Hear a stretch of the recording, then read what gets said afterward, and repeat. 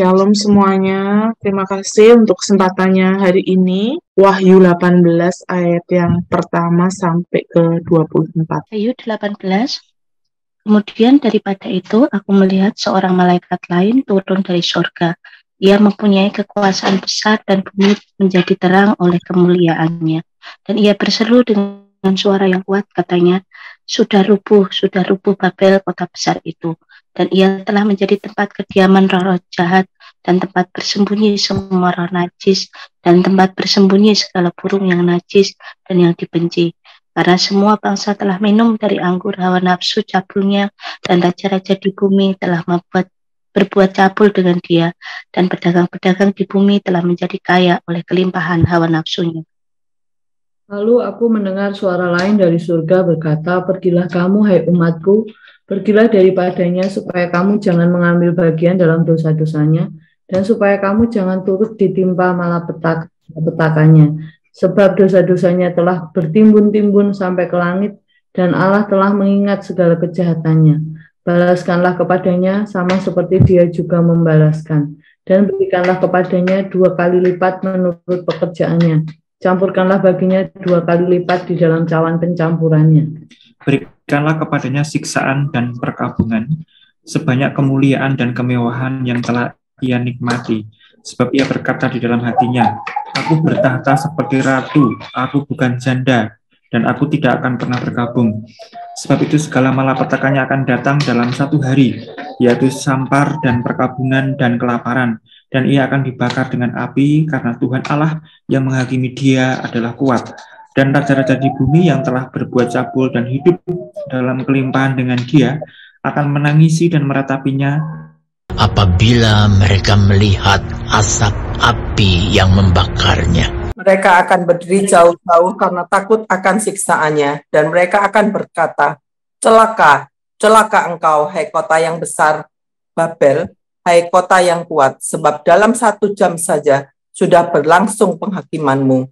Dan pedagang-pedagang di bumi menangis dan berkabung karena dia, sebab tidak ada orang lagi yang membeli barang-barang mereka, yaitu barang-barang dagangan dari emas dan perak, permata dan mutiara, dari lenan halus dan kain ungu, dari sutera dan kain kirmisi, berbagai jenis barang dari kayu yang harum baunya, berbagai jenis barang dari gading, berbagai jenis barang dari kayu yang mahal, dari tembaga, besi dan pualam. Kulit manis dan rempah-rempah, wangi-wangian, mur dan kemenyan, anggur, minyak, tepung halus dan gandum, lembu sapi, domba, kuda dan kereta, budak dan bahkan nyawa manusia. Dan mereka akan berkata, sudah hanya buah-buahan yang diingini hatimu, dan segala yang mewah dan indah telah hilang daripadamu, dan tidak akan ditemukan lagi. Mereka yang memperdagangkan barang-barang itu, yang telah menjadi kaya oleh dia, akan berdiri jauh-jauh karena takut akan sisaannya, dan sambil menangis dan meratap. Mereka berkata, celaka, celaka kota besar yang berpakaian lenan halus, dan kain ungu, dan kain kirmisi, dan yang dihiasi dengan emas, dan permata, dan mutiara. Sebab dalam 1 jam saja kekayaan sebanyak itu sudah binasa. Dan setiap nahkoda, dan pelayar, dan anak-anak kapal, dan semua orang yang mata pencahariannya di laut, berdiri jauh-jauh, dan berseru ketika mereka melihat asap api yang membakarnya. Katanya, kota manakah yang sama dengan kota besar ini? Dan mereka menghamburkan debu ke atas kepala mereka dan berseru, sambil menangis dan meratap, katanya, celaka, celaka kota besar, yang olehnya semua orang yang mempunyai kapal di laut telah menjadi kaya oleh barangnya yang mahal, sebab dalam 1 jam saja ia sudah binasa. Bersukacitalah atas dia, hai sorga, dan kamu, hai orang-orang kudus, rasul-rasul dan nabi-nabi, karena Allah telah menjatuhkan hukuman atas dia karena kamu. Dan seorang malaikat yang kuat mengangkat sebuah batu sebesar batu kilangan, lalu melemparkannya ke dalam laut, katanya, demikianlah Babel, kota besar itu, akan dilemparkan dengan keras ke bawah, dan ia tidak akan ditemukan lagi. Dan suara pemain-pemain kecapi dan penyanyi-penyanyi dan peniup-peniup seruling dan sangkakala tidak akan kedengaran lagi di dalammu, dan seorang yang ahli dalam sesuatu kesenian tidak akan ditemukan lagi di dalammu, dan suara kilangan tidak akan kedengaran lagi di dalammu, dan cahaya lampu tidak akan bersinar lagi di dalammu, dan suara mempelai laki-laki dan pengantin perempuan tidak akan kedengaran lagi di dalammu.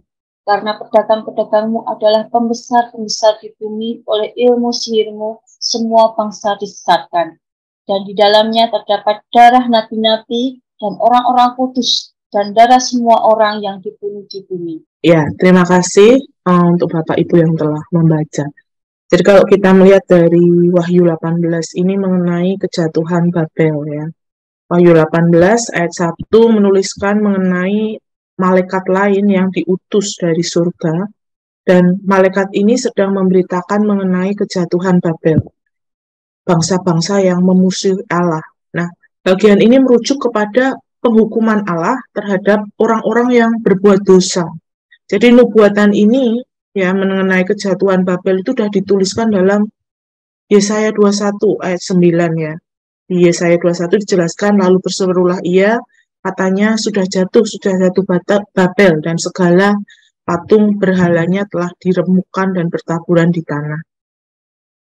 Bagian yang kedua kita bisa melihat ya malaikat itu berseru dengan suara yang kuat sebagai penanda atas kejatuhan Babel ya, sama seperti yang tadi di Yesaya, sudah rubuh Babel kota besar itu, dan ia telah menjadi tempat kediaman roh-roh jahat dan tempat bersembunyi semua roh najis, dan tempat bersembunyi segala burung yang najis dan yang dibenci.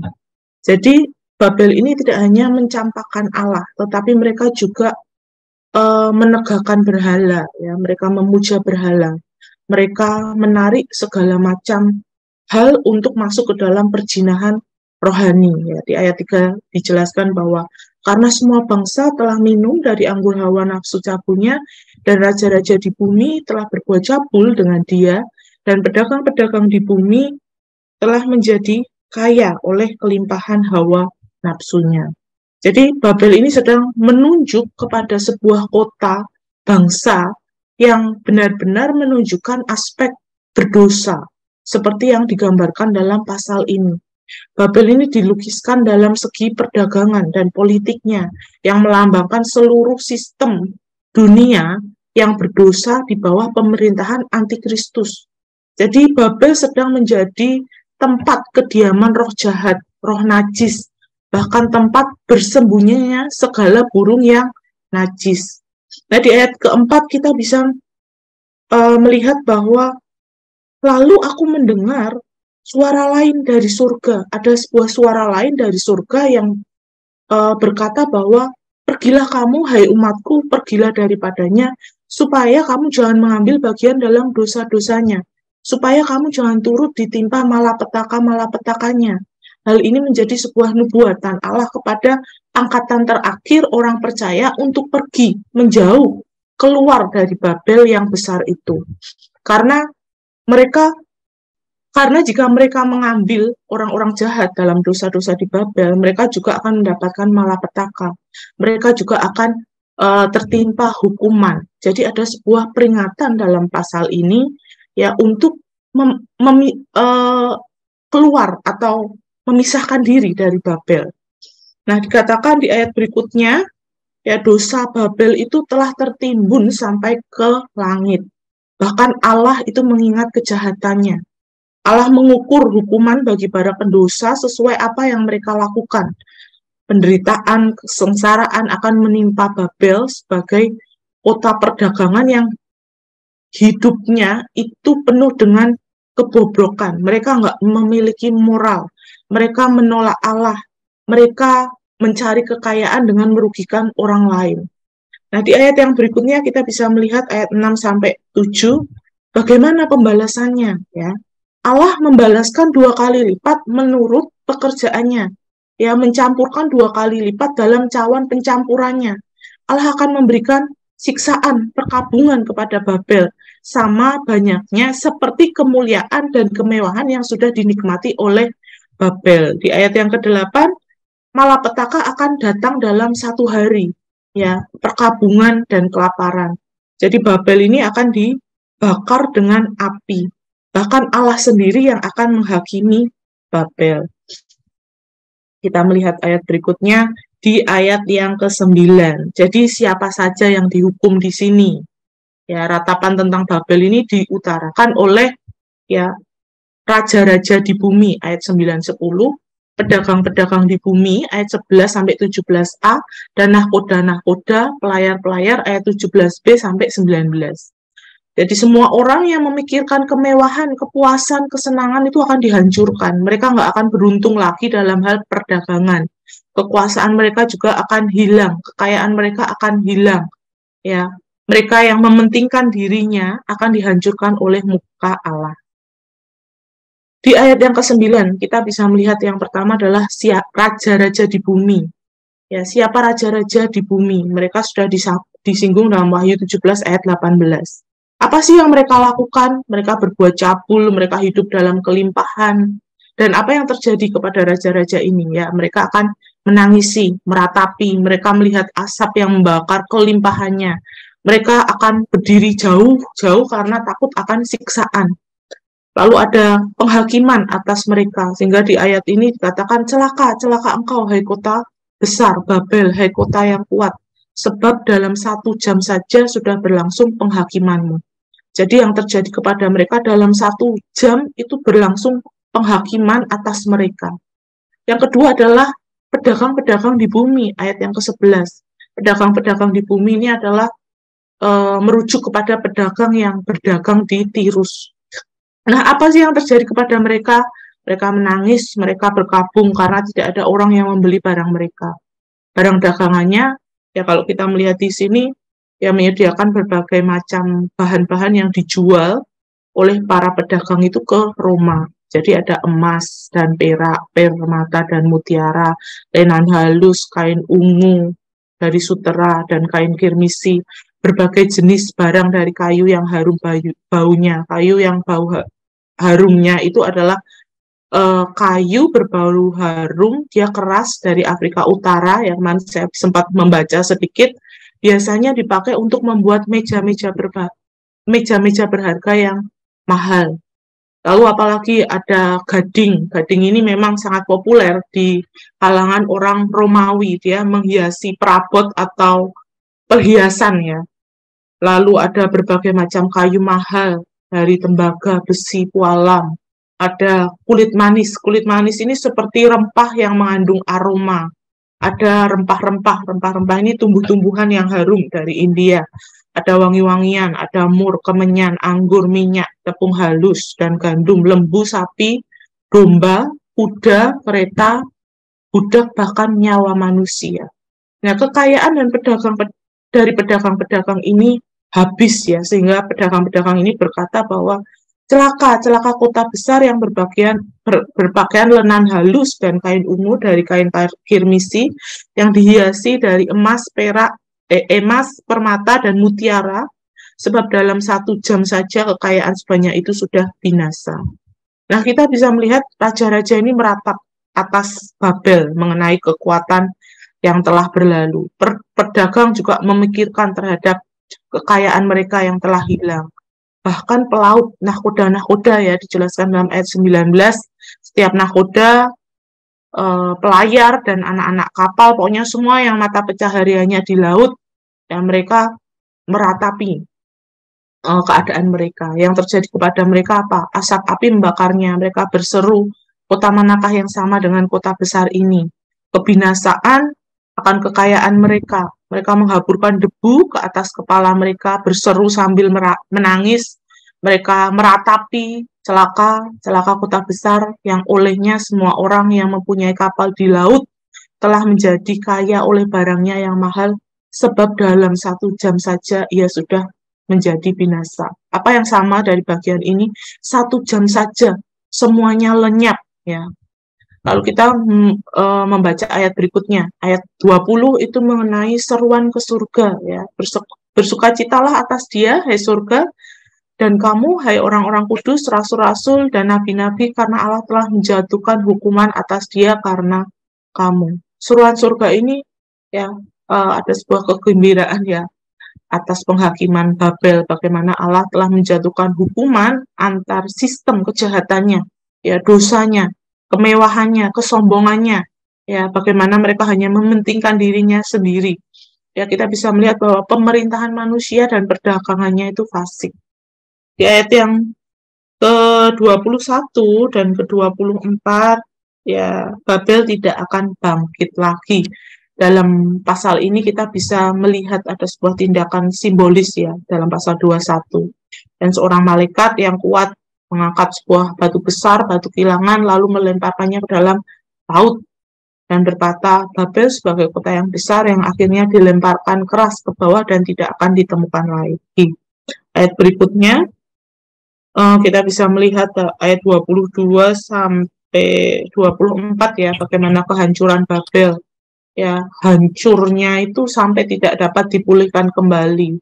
Tempat itu tidak akan dihuni lagi oleh manusia, tidak akan ada lagi pekerjaan di sana, tidak akan ada lagi penghiburan yang bisa dinikmati, tidak ada cahaya yang terlihat di sana, dan hanya terdapat kegelapan, kesunyian. Ini menjadi sebuah upah bagi kejahatan yang begitu hebatnya di Babel. Jadi dosa Babel ini membuat Babel pantas mendapatkan kehancuran yang begitu dahsyat. Nah, ketika kita membaca pasal ini, amanat teks apa yang kita dapatkan? Ya, orang percaya, kita sebagai orang percaya jangan terlibat, berkompromi dengan Babel. Jika terlibat, kita juga akan terkena hukumannya ya, pergi menjauh gitu ya. Yang kedua, Babel itu berdosa karena kesombongan dari kekayaannya. Babel jelas sekali dia melawan Allah, menyingkirkan Allah. Nah, aplikasinya apa? Sudahkah saya dan saudara hidup berkenan kepada Allah?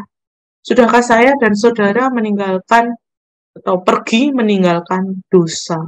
Sekian renungan hari ini. Ya, mari kita mau sambut firman Tuhan.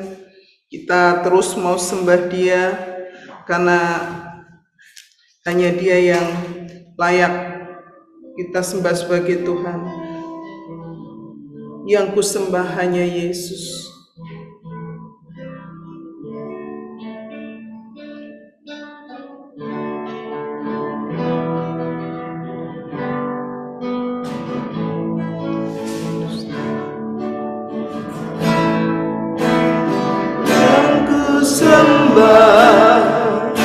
Hanya Yesus yang ku puja, hanya Yesus yang ku sanjung, hanya Yesus sebab Allahku yang ku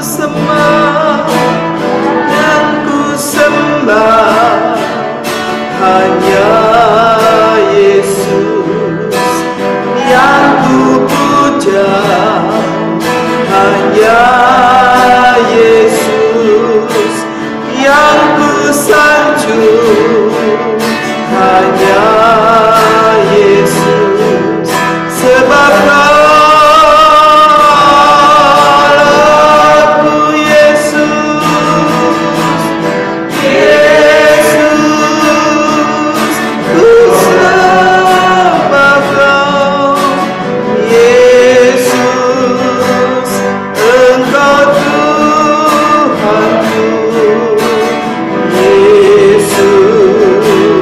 Engkau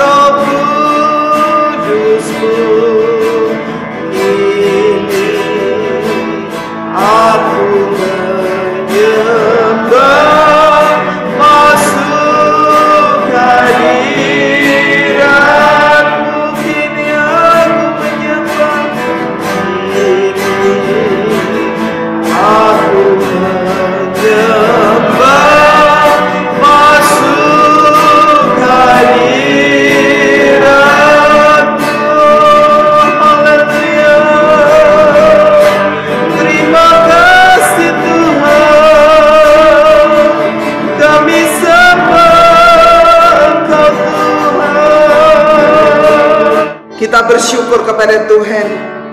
Kalau kita tetap setia dan terus berpegang kepada Dia dan terus menjadikan Dia Raja Tuhan dalam hidup kita, maka pada akhir hidup kita akan mendapatkan sukacita besar sesuai dengan apa yang difirmankan di dalam Wahyu ini di ayat 20. Bersukacitalah atas Dia, hai surga dan kamu, hai orang-orang kudus, rasul-rasul dan nabi-nabi Tuhan, karena Allah telah menjatuhkan hukuman atas Dia karena kamu. Mari kita mengucap syukur untuk setiap janji Tuhan, dan kita mau terus hidup kudus, hidup benar, menanggalkan segala dosa kita dan hidup melayani Tuhan. Mari kita bersama berdoa bersyukur.